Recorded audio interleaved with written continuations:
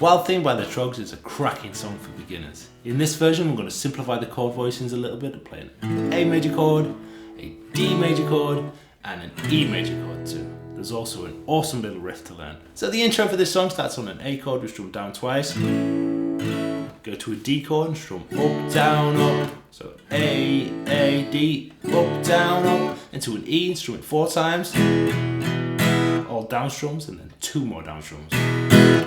And that's the intro.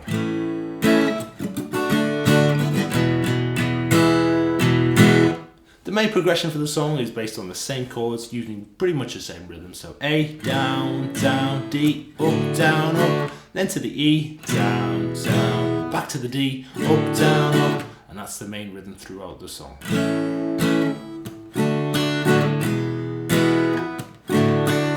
So we have A, down, down, D, up, down, up, E, down, down, D, up, down, up, A, D, E, D.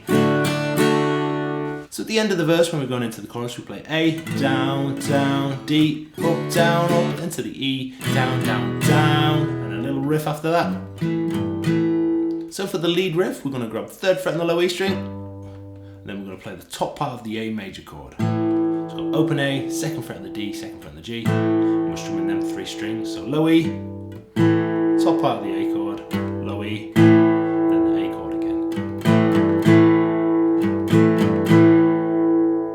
And the guitar part for the chorus is exactly the same as it is for the verse.